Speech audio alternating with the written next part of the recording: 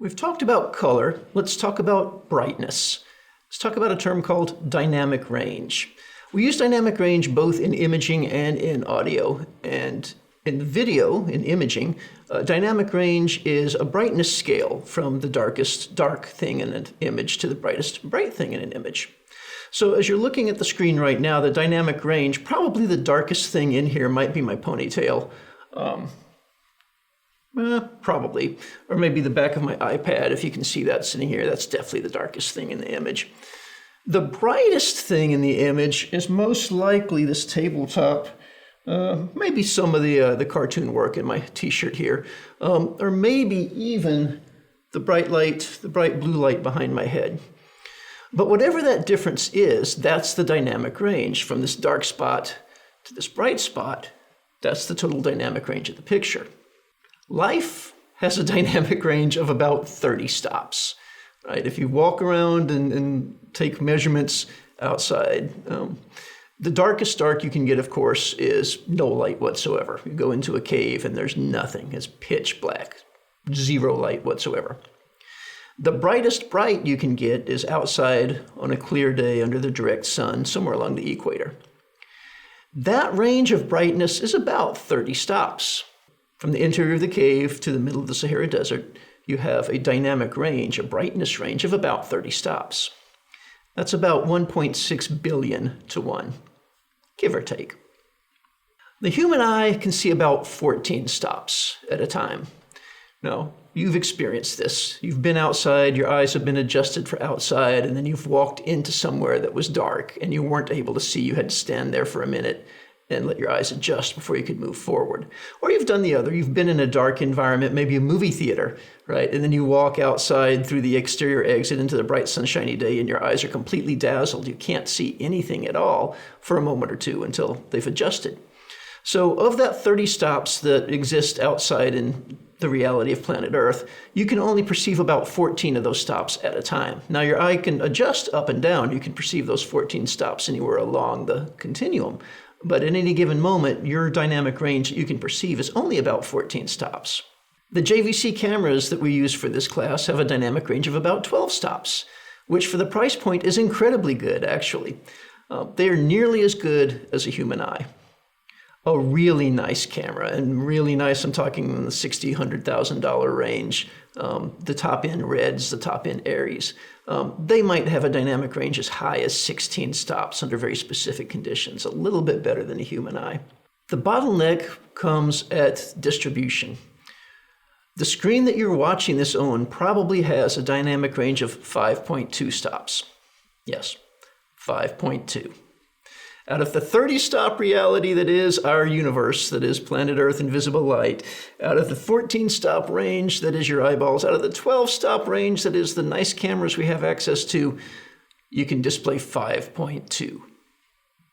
That's terrible.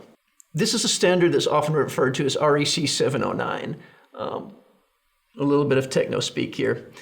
The International Telecommunications Union has 3 chapters, 3 areas. One of those is the radio communications sector.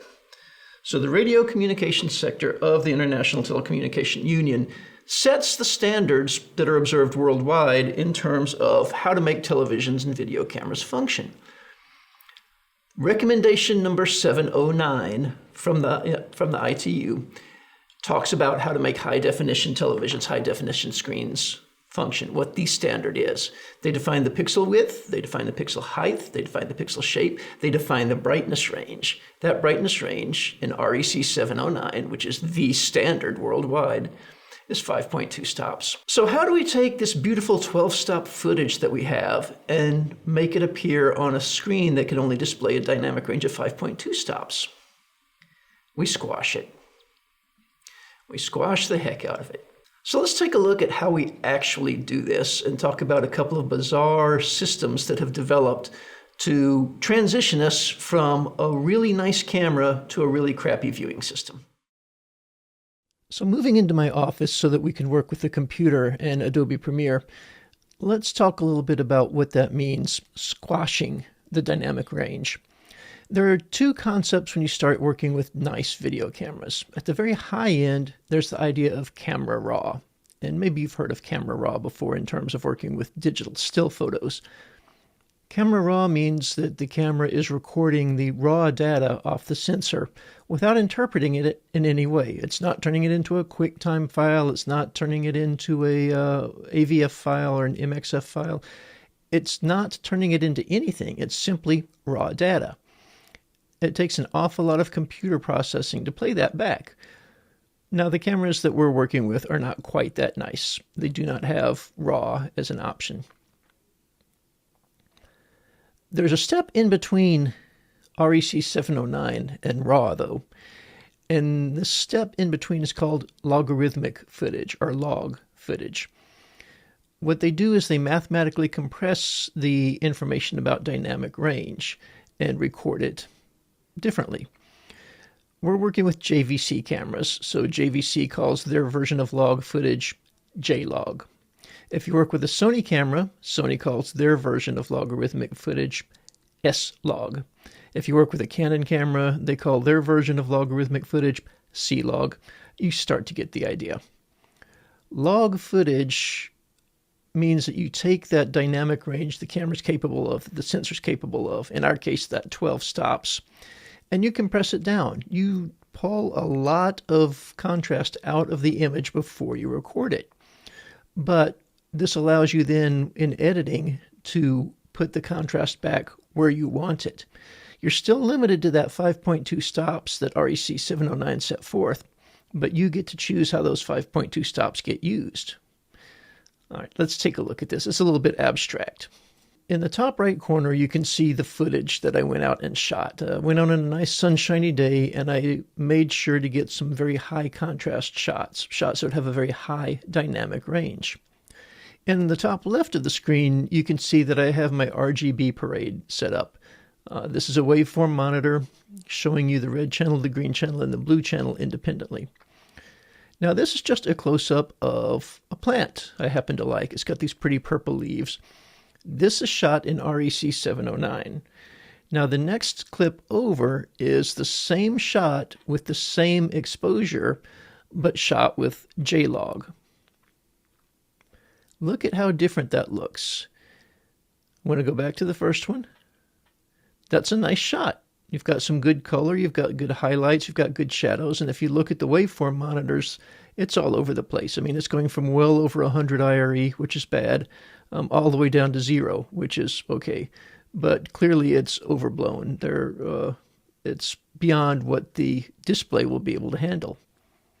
Here's the same footage in JLog. And you can see that that contrast range, that dynamic range, has shrunk considerably. Nothing's going all the way down to 0. There's still some things going over 100, so I didn't do a great job exposing this. Let's take a look at the rest of these series real quick. So this is just the sidewalk outside of Ivanhoe. And you can see there's the same plant, that plant with those beautiful purple leaves. It's a little bit on the dark side. But looking at my waveform monitor, I didn't do too bad a job. Now, there's some spikes going over 100, but not by very much. This is REC 709. Let's take a look at the same shot with JLog. Look at how flat it looks. Look at how much contrast it lost. Compare those waveform monitors, right? In REC 709, my waveforms, again, they're going from 0 all the way down to 0, and they're going up to 100, even a little bit above 100 IRE. That same footage, that same exposure, but with that logarithmic compression applied, nothing is going all the way down to 0, and nothing is going up above 100. Heck, nothing is going up above 70, not really. All of that brightness information has been compressed. All of that dynamic range has been squashed. Let's look at a few more. Here's Father Chaminade in his beautiful green environment with the library in the background. And you can see I've got a couple of highlights. That's the statue itself, the sunlight glinting off the white marble. There's a lot down in the bottom of this picture, right? There's a lot of shadows. There's a lot of darkness there in the Sullivan family library underneath those arches. Let's take a look at that same footage. This is REC 709. Let's take a look at that same footage as JLog. Again, look at how compressed it is. This is the same exposure. This is the same camera. This is shot 10 seconds later. All I did was change the log footage. So it's no longer REC 709. It's now JLog. Look at how compressed that dynamic range became. Let's keep on going. This is the sculpture garden just outside Ivanhall. This is shot in REC 709. And you can tell by the waveforms, this is really going beyond the limits of what the camera and what the display are capable of. The blacks are touching zero. There's definitely stuff at the very bottom of the scale there.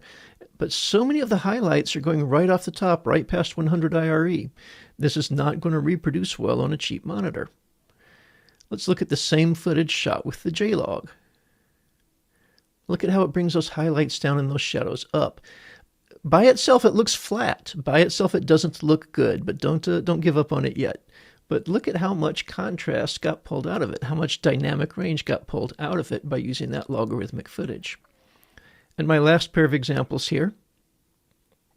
I thought we should do an indoor shot. So here are some of the stars of all my videos so far. We've got the Buzz Lightyears there, and you can also see the little colored lights I like to put on my background when I'm sitting in the studio.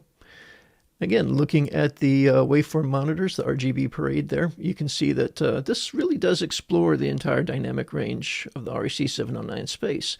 I have stuff that's compressed at the bottom, so my blacks are a little bit underexposed. And I have stuff that's going up above 100 IRE, stuff that's overexposed. Not that it looks terrible, but looking at the waveform monitors, I can see that this has got some issues. This is REC 709. Let's take a look at the same footage, the same exposure, but recorded with JLog. Look at how it pulls that contrast down. Again, we're compressing the dynamic range, the brightness dynamic range, which has the effect of making it look very flat, very low contrast. My little blue light there is still slightly overexposed, but that's okay. We can live with that. Why would we do this? Why would we prefer this flat-looking shot of Father Chaminade and his beautiful little scenery there to this shot, which has got lots of color, lots of dynamic range, and seems to be the stronger choice? Well, let's take a look at that. Why would we choose to shoot the footage in a way that makes it look flat, in a way that discards or seems to discard contrast information compared to what it would look like if we shot it REC 709? Well, this appears to have discarded the contrast information, but it hasn't. It's compressed the contrast information, and that's a subtle but important distinction. So let's take a look at what I can do to this footage that's been recorded in JLog, and then see how it compares to the other footage. I want to move into the color workspace here, because that's going to open up my Lumetri color panel over here on the side. Now, as we get started, let's introduce the idea of a LUT, L-U-T. LUT is short for lookup table, and it's just pronounced LUT. If you have a camera that shoots logarithmic footage, log footage, or if you have a camera that shoots raw footage, the camera manufacturer will have made LUTs for it. And you can go out on the internet and download them. There are also third-party companies and individuals who will make LUTs for cameras. A LUT is a very quick way to apply a look to a camera. It has certain color adjustments pre-made for that camera. JVC is no different. I went out to the JVC website and was able to find out the LUTs that they have manufactured for JLog. There are only 4 of them, but hey, that's a start. So I've installed these into Adobe Premiere. They make them for all common editors. So if you're working with Final Cut Pro, if you're working with DaVinci Resolve, if you're working with Avid Media Composer, you can find LUTs for the camera that you're using. So I'm going to just drop down here on my input LUT, and you can see a series of them here labeled JLog 1. These are all designed for that camera. These first 4 are converting from JLog 1 to DCI. I am not interested in that. These 4 here are converting from JLog to REC 709. And there's some subtle difference about how they do it. I've played with these enough to know that this second one is my favorite. It's going to save me the most work. So I am just going to select that. And look at how my image changed automatically, right? If I turn that LUT on and off, look at how the image changes and watch the waveform monitors. So this is JLog with no correction whatsoever. And again, it looks flat, and you can tell by looking at the waveform monitors that the dynamic range has been compressed a lot. If I put that LUT back into play, Look at how much that dynamic range has expanded. It's still not going all the way to the top. There's still room for me to work with this thing. But just look at the difference of the quality of the picture there. Without and with. So adding that LUT saved me some time and effort. I could have done things manually, but this is a good starting point. And now I'm just going to look at what I want. I want my highlights to be coming up to 100 IRE, so I know that I need to push the brightness up somehow. My blacks are doing pretty nice. They're coming down here almost to 0. I don't need to pull that down, but all of my color information is in the bottom half, maybe the bottom 2/3 of this. So I really just want to expand this. I want to bring the contrast up, and I need to bring the brightness up a little bit as well. I think I'm going to start with the contrast. So you can see as I play with the contrast, I can shrink or expand this. And I am going to push it up just a little bit. There's a lot of zen to this, and there's a lot of repetition to this. Now notice that as I start pushing this contrast up, it starts compressing against the bottom. I don't want to compress my blacks too much, but I can offset that if I take this whole thing by using the exposure and making it brighter. So I'm going to reach up towards the top there. So my brights are coming up above 90. Still haven't gotten to 100 yet, and that's okay. And my blacks are almost kissing the 0 line. There's still a little bit of room for them to go down there. All right. I'm just going to take my brightest whites here by using this white fader. And I'm going to pull those up a little bit further. I'm going to try and get that up to that 100 IRE marker, just about to kiss it. Yeah, that red channel is definitely touching the IRE mark.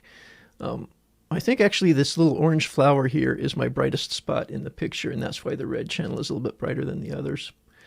And likewise, I'm going to take my blacks and I'm going to pull them down just the smallest bit so that they're...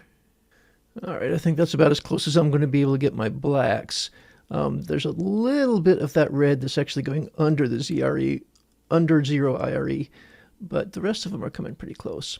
So I've been able to expand this, and again, I can turn my lumetri on and off. So this is what I started with. This is the log footage with no processing whatsoever. I just added a LUT and I added some basic color correction to it, and this is what I end up with. And this is a beautiful shot. Now let's compare it to the REC 709 version. So this is what came out of the camera at REC 709. And if I look at the dynamic range on this camera from the REC 709 shot, you'll see that the color is actually still kind of compressed. Most of the information here is under the 60 IRE mark. These 3 highlights here in the red, green, and blue are Father Chaminade. But if I come over to the one I've adjusted, look at how much more fully I'm exploiting this dynamic range. And just visually, this is the camera's automatic, if you will, REC 709. This is what I was able to create using the J-Log footage. Before, after. So by using that compressed dynamic range and then playing with it in the color correction filters, I'm actually able to get a more dynamic image than if I had shot it with the maximum dynamic range which was allowed under REC 709. This is crazy, right? I'm taking a really nice camera, and apparently I'm robbing it of some of its capabilities in order to make it line up with a slightly outdated standard for TV screens. But I can lie about it, and in the lying, I can actually make it look better. Sometimes you'll hear this talked about as HDR, high dynamic range. You can find cameras that have HDR settings on them. Maybe you can even find some HDR filters that you can plug in. It's ways to get around the fact that our hands are tied when it comes to what people are using to watch our images. The screen that you're looking at right now is probably nowhere near as nice as the sensor that was used to record these images. Yeah, this is the nature of technology. So this is what logarithmic footage is, and this is what dynamic range is. One of the things that really makes Hollywood stand out is the fact that their projection systems use a much higher dynamic range. So the experience you get when you walk into a movie theater and sit down is a very different experience than what you get at your home cinema. Really, no matter how much money you threw at your home cinema, it doesn't look as good. It can't look as good. The technology, you're not playing on a level playing field here. Anyway. If you decide that you want to explore this, experiment with this, if you've got a camera that shoots log footage or if you've got a camera that shoots raw footage, one word of caution. You are committing yourself to having to do color correction on each and every shot. Some of it you can certainly copy and paste from one shot to the other, but still, this is going to slow your editing down quite a bit. It's going to take you much longer to edit if you have to color correct than it would otherwise. So just make sure you build that into your schedule. It is a very useful and very powerful skill set to have, and certainly if you want to do this professionally, working with log footage and working with raw footage is something you will be doing, and you will be doing it regularly. So it's a good skill set to pick up. Hopefully this was both entertaining and informative. We can definitely talk a lot more about color correction and getting into the art of color grading, right? All we've done so far is taken footage and try to make the footage look better, whatever better means. But we haven't actually applied any sort of an artistic look to it. Right now, it just is good-looking footage, right? We haven't taken it and turned it into something that looks like The Matrix, or that looks like a romantic comedy, or that looks like a John Wick movie.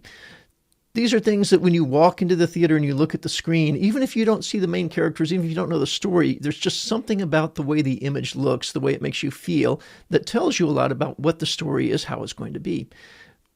I would love to spend some time talking about that. So that's something we can look forward to in a future video. Until then, have fun logging.